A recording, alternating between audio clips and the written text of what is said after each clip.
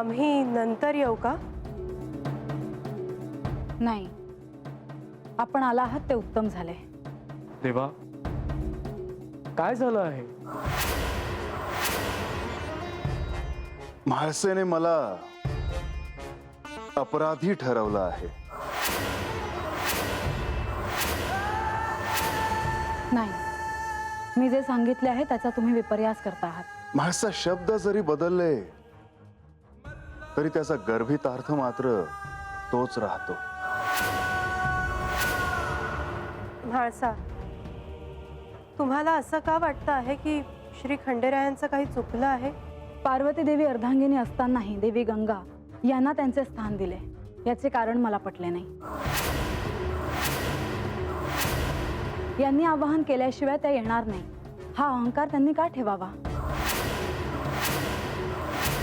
जरी सृष्टीच्या कल्याणासाठी असेल तरीही. म्हणून प्रत्येक वेळी यांनी स्वतःच्या कुटुंबाला परीक्षा का द्यायला लावावी? समुद्र मंथनाच्या वेळी देखील यांनी विष प्राशन केले होते. गंगा देवींना आवाहन करण्याऐवजी दुसरा कोणताही पर्याय होऊ शकतो असे कोणाला का नाही वाटले? आणि एवढेच नाही, तर यांनी मला जे आज सत्य सांगितले आहे ते मला इतक्या काळानंतर कळले. कोणतं सत्य देवा? आपण काय सांगितलं देवा? प्रधानजी, लक्ष्मी देवी, मी म्हाळसेला असं सांगितलं की बानूशी माझा जो विवाह झाला आहे ती पार्वतीची इच्छा होती.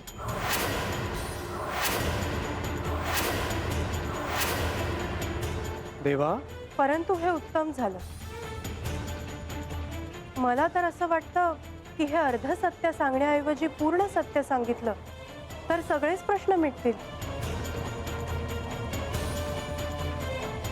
देवा, मी असं सुचवेन की आपण पूर्ण सत्य सांगावं.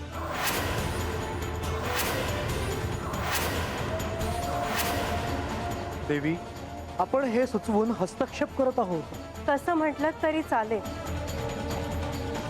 परंतु ह्या साऱ्यात म्हाळसांना जे भोगावं लागतं आहे ते तरी थांबेल. देवी, बरं वाटलं. तुम्हाला तरी कळत आहे की मी कशातून जाते आहे. देवा, आपण काय तो निर्णय घ्यावा. नको, इतके दिवस मी भोगले आहे. अजून काही काळ प्रयत्न करेन. म्हाळसाला सहज सत्य कळलं असं कोणी म्हणायला नको.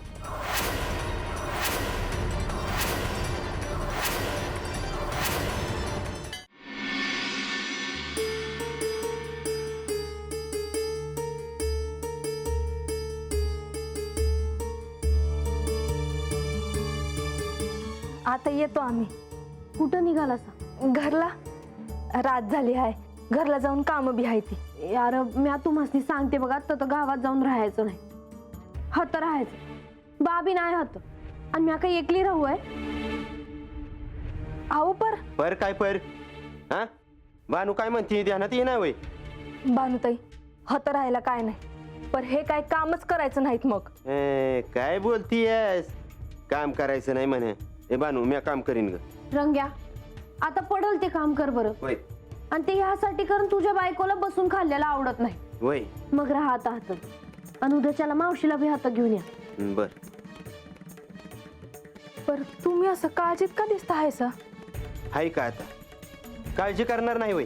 हा, वाड्यावर पाळत होती म्हणल्यावर. तरी मी सांगितलं होतं का ते नंदेशराव वाड्याच्या बाहेर गुटमळताना दिसल्यातही मला. अरे आता पतूर माणसासनी दाडून होतं काय चाललं हाय काय नाही याची माहिती काढायच्या. तर आता तर नंदेशरावासनीच धाडलं. बर, त्यासनी का बरं धाडलं असेल त्यांनी? अरे असं काय करतोयस रंग्या? अरे नंदी आहे ते महादेवांचं सगळ्यात मोठं भक्त. अरे ते वाड्या बाहेर उभे राहिले ना तर त्यासनी समजा ऐकू येत असल आणि समजा दिसत बी असल. असं असं असं म्हणजे आता जी जी काय घडत असल ती समज ते देवीसनी सांगत असत्याल. मला तर अजिबात नाही आवडलेलं महासाताईंनी हे केलेलं. तुम्ही सरळ देवासनी सांगा हे. मी काय म्हणतो, तो देवासनी सांगून इथं कुणाला तरी सांगावा लिवाय बशिव.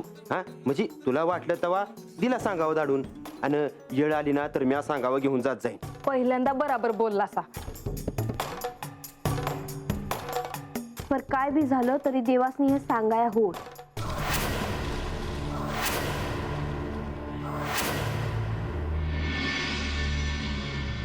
अशा परिस्थितीत काय करावं हा प्रश्न मलाही कधी पडला नव्हता. आपण काय विचार करत होतो आणि काय घडलं? यातून बाहेर पडण्यासाठी मी काही मार्ग सुचवू शकेन असं मला तरी नाही वाटत. नाही, काहीतरी मार्ग काढायलाच हवा. हे तुम्ही म्हणत आहात?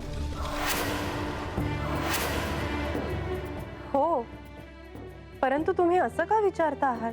कारण याआधी मी अधिक हस्तक्षेप करू नये, अधिक सहभाग घेऊ नये असं तुम्हाला वाटत होतं आणि आता यातून मार्ग काढावा असं तुम्ही सांगत आहात. हो, कारण त्याशिवाय या सगळ्याला दिशाच मिळणार नाही. आतापर्यंत तुम्ही प्रयत्न केले, आता ह्या वेळी मी प्रयत्न करेन. तुम्ही काय प्रयत्न करणार आहात? काळजी करू नका, अनर्थ घडेल असं काही मी करणार नाही. मला सांगा तरी तुम्ही नक्की काय करणार आहात ते. तुम्ही कोणाला सांगणार नाही ना? नाही सांगणार. मला वाटतं की बानूने पुढाकार घेऊन म्हाळसाला सामोरं जावं आणि वेळ पडल्यास तिने क्षमा मागावी. पण बाणाईनेच का क्षमा मागावी? कोणीतरी माघार घ्यायला हवीच ना, आणि त्या निमित्ताने त्या दोघींमधलं अंतर कमी होईल. बघा, विचार करून बघा. मी ठरवलं आहे.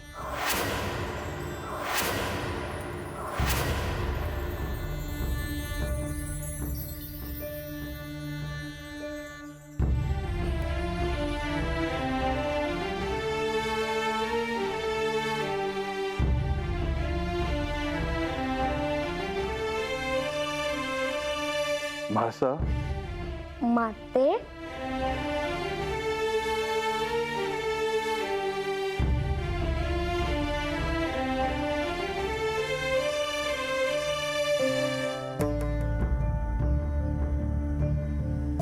आज दोघे एकत्र? हो, पण माते तू अजूनही जागी आहेस? तू आला नाहीस तर मला निद्रा कशी येईल? त्याच्यासाठीच मी आलो आहे. पण माते, मलाही निद्रा येत नाही. तुला निद्रा नाही यायला काय झालं आहे? ठाऊक नाही. गणेश, म्हाळसेकडून अंगाई ऐकशील तर उत्तम निद्रा येईल. हो, तू एक माझ्यासाठी अंगाई म्हण. गणेश, तू लबाड आहेस. तुझ्यासाठी एक अंगाईने काही होत नाही. अजून गा असं म्हणत राहतोस तू.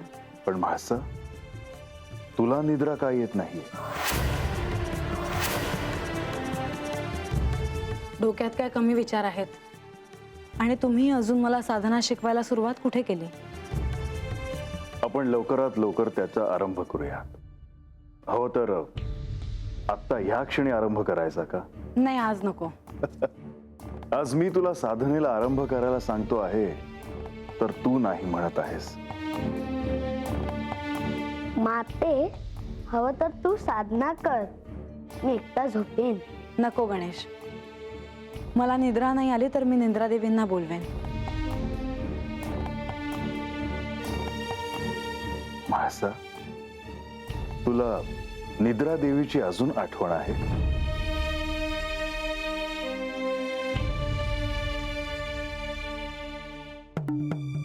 अर्थात. तुम्ही मला नाही सांगितले काय घडले होते ते.